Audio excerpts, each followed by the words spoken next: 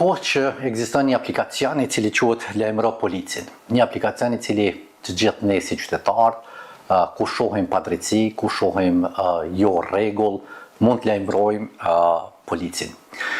Nëpërmjet këtij aplikacionit, natyrisht që policia reagon menjëherë dhe shpejt.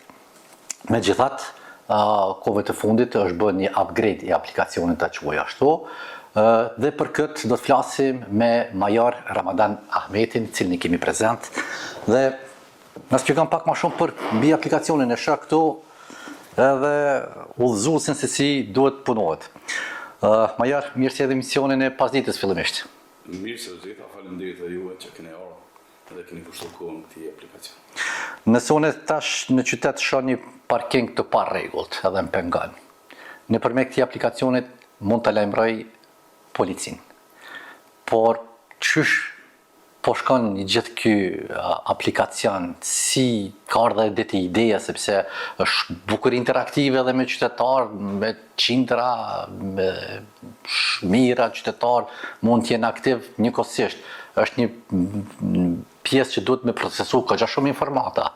Si bëhet I gjithë ky proces I punës? Po, faleminderit shumë. E nisem mirë edhe çështjen e diskutimit tonë. Çështja e aplikacionit Lajmëro Policin ka filluar ose është lancuar si program në vitin 2019. Duke po të marrë zhvillime teknologjike dhe nevojat e shoqërisë dhe duke po trendin e zhvillimit të gjithë bashkëm, domthonë global, është po nevojshme që edhe si polici të jemi në hap dhe në kontakt me qytetarët. Për t'i mundësuar atyre që përpos atyne lajmërimeve tradicionale paraqitjes në stacion policor për të dhënë informacion, qytetarët edhe përmes telefonit që është standard edhe tash, ju kemi mundësuar që përmes aplikacionit që zakonisht do të 90% besoj qytetarët posedojnë telefonat mençur, edhe kanë mundësinë me shkaktu këtë aplikacion për të dhënë informacione konkrete me kohë e cila do të ndihmonte edhe po e ndihmon policin edhe në reagim edhe në evidentim të saktë të dhënave që lajmërohen, por njëkohësisht është edhe një mundësi e mirë edhe për neve për të mbikëqyrë, për të pa se sa lajmërimi janë bën dhe si është të shku procesi. Po, si po shkon deri me tani kjo punë? Fillimisht aplikacioni është ndërtuar nga ekspertë tonë të IT-s, edhe është lancuar, por ka qenë I qasshëm vetëm për pajisjet me sistem Android, që kushtimisht gjuhën popullore është përdorur vetëm në telefona Samsung, nuk ka mundur me u shkarku në telefonat iOS. Në fund të vitit të kaluar, pas një përpjekje të gjatë që kanë bërë ekspertë dhe ekipet tona, kanë arritur që ta lansojnë edhe aplikacionin në iOS apo në gjuhën e thjeshtë në telefona iPhone. Tash aplikacioni do të thotë është I qasshëm në gjitha versionet. Në këtë platformat.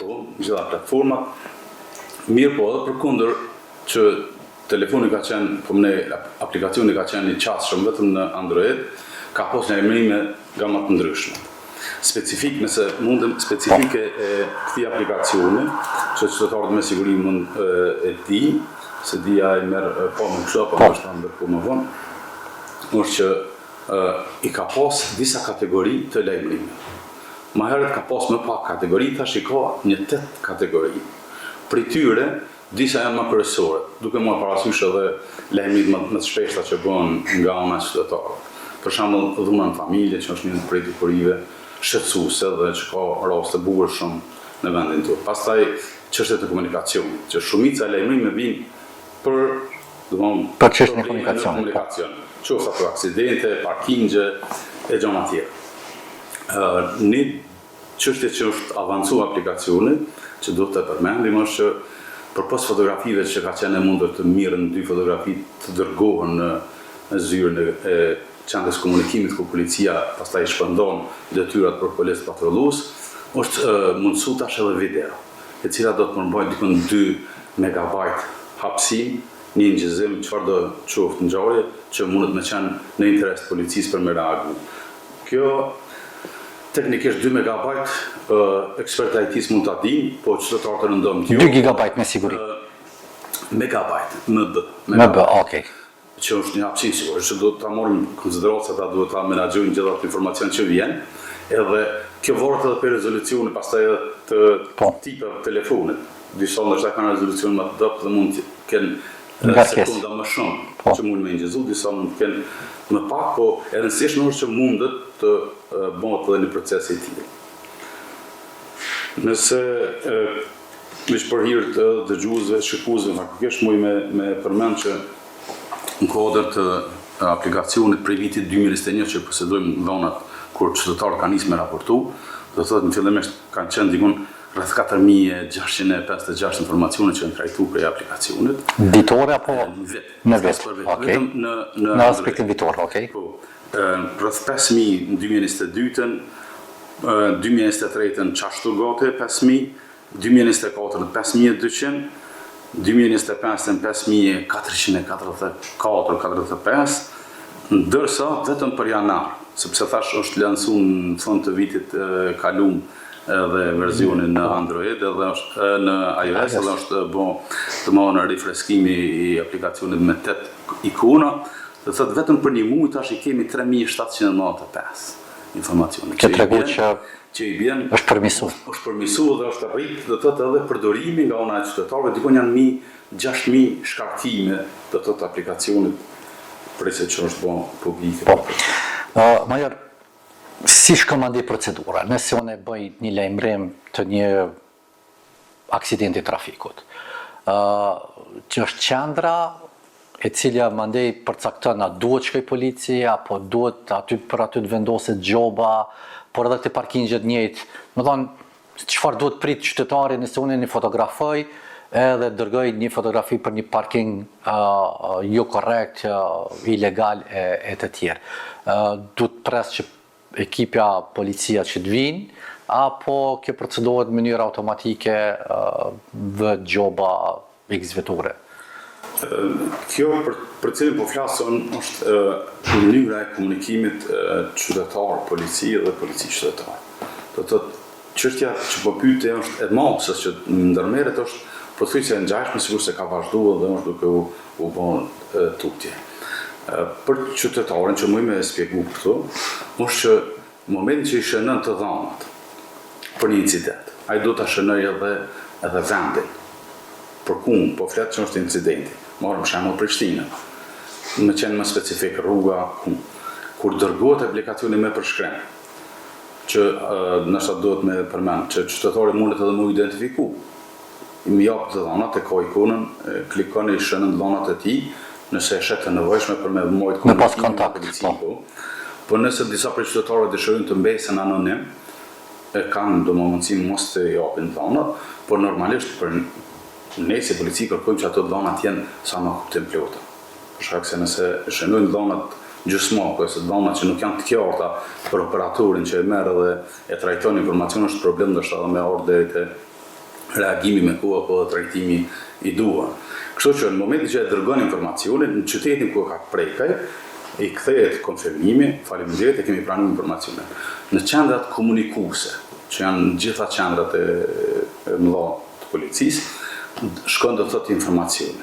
Dhe operatori, që më shkrim do të keni rastin të shihni, e shet që ka ardhur informacioni sikur që vijnë prej thirrjeve telefonike apo kontakteve me policë, direkt vinë edhe përmes aplikacionit. Dhe e sheh ai që është informacion nga aplikacioni.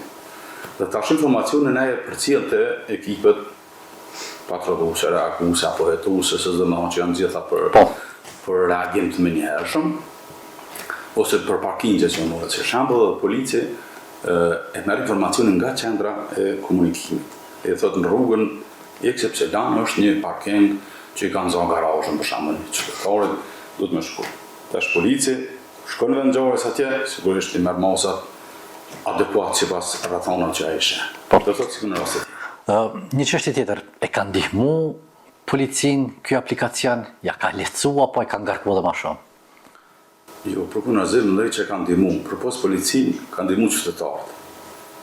Se në disa raste qytetarët edhe e shprehin atë druën për të paraqitur personalisht për të dhënë informacion, madje duke konsideruar edhe kohën në cilën po jetojmë është një dinamike jashtëzakonshme, njerëzve që lëvizin gjithanej, ndoshta nuk shkojnë të raportojnë raste nga më ndryshme, për shkak të kohës që ata e konsiderojnë do të thotë dobishme për jetën e punën e tyre. Kështu që aplikacioni është një mundësi që ata edhe do të thotë për një vend të larg mund me dhënë informacionin në pak minuta dhe ta pranojnë policin. Po.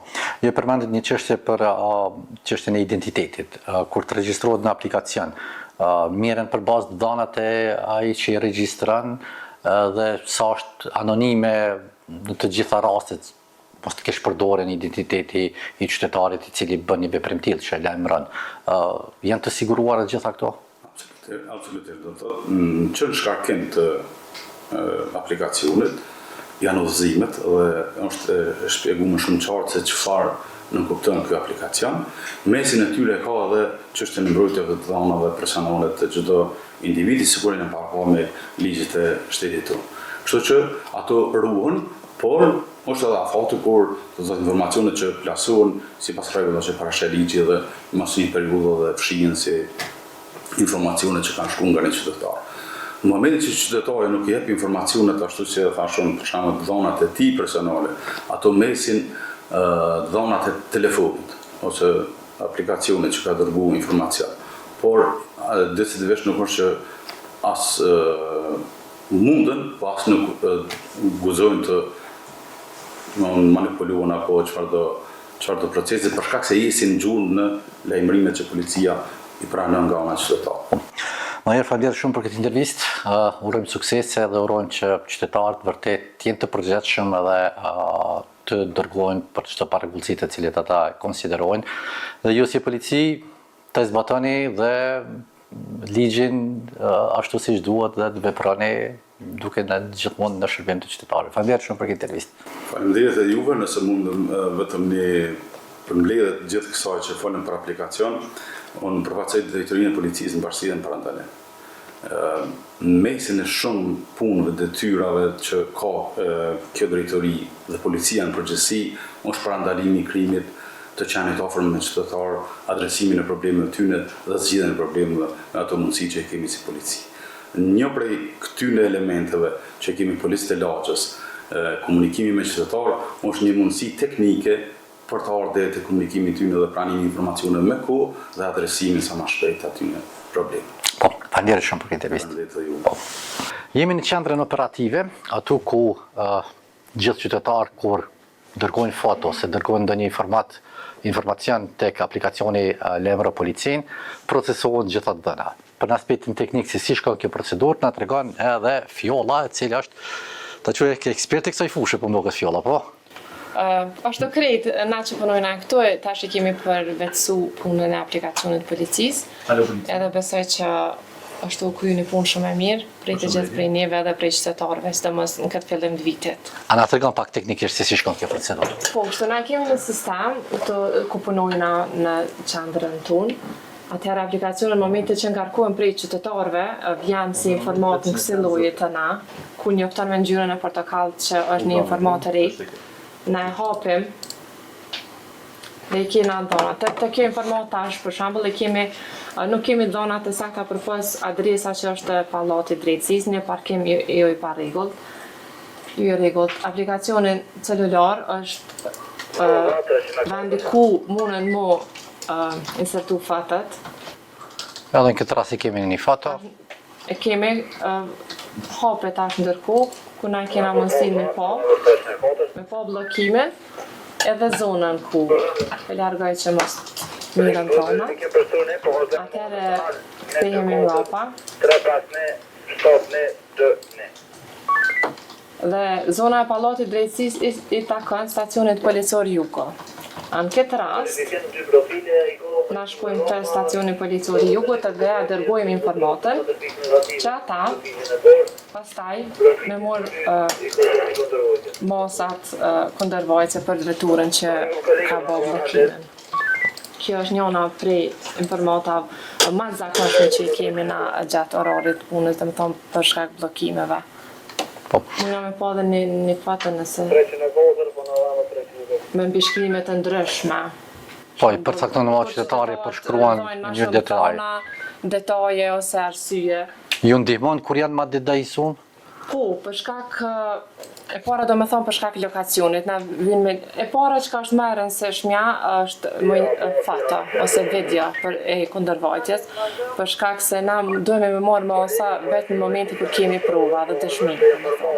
Nuk mujna stacionet, nëse i dërgojnë ana informat jo me dhënat përgjithshme, çka vyn, adresa, për shembull të rastit të targat e veturës, modeli dhe lokacioni edhe veprimi që e ka kry, atëherë nuk mujna me marrë masa, informata mendet e mangt, edhe na mbetet veç me mbyll si informata e mangt, nuk mujna do të thonë me marrë masa. Përndryshe nëse janë të gjitha donat që vyn, ku janë edhe në tabel të hapta ku do të me plotsu, atëherë informata kur të shkon stacionet ata morën masa, do me thonë gjithmonë. Ndoshta që kohët e fundit qytetarët janë vetëdijsuar dhe kanë kuptuar rëndësinë e aplikacionit Lajmëro Policin, për shkak se 100% mirët masat e të gjitha rastet ku ka dhëna të sakta për kundërvajtjen, ndërsa njëkohësisht na kemi edhe thirrje në linjën e 92 për bllokime dhe probleme në komunikacion, por që jo gjithmonë marrim masat e atë raste për shkak se na kur i marrim në bllokim ja dhojmë patrollës derisa shkon në lokacion, mundet vetura me lëviz. Po. Edhe nuk mujna me Humbet si rast. masa, humbet si rast, për shkak se nuk e momentin që na nuk e takojna, atëherë nuk mujna me morë të masa. Kështu që ta aplikacioni Na tregoj edhe majori që këtë muajin e fundit ka pas një rritje shumë të madhe. Është punë e lehtë shumë për juve gjithë këto? Po njëkohësisht na jena mësu me shumë punë, ose në telefon ose tash në aplikacion. Kjo më e mirë dhe më e lehtë dhe më e shpejt, po veprojna më shpejt. Se si të shohim që tash sa erdhi informat të re, ka të bëjë me armë, po thot, e kalon një email, informata është me dhona të mangta, do me thonë neve në mbetet vish me mbyll, si informat për shkak se nuk ka dhona të sakta. Ka mund dikush veç me provu nëse ka funksionu aplikacioni. Fjolla, faleminderit shumë për këtë dhëna detaje. Faleminderit shumë dhe suksesin punë. Faleminderit edhe juve, faleminderit.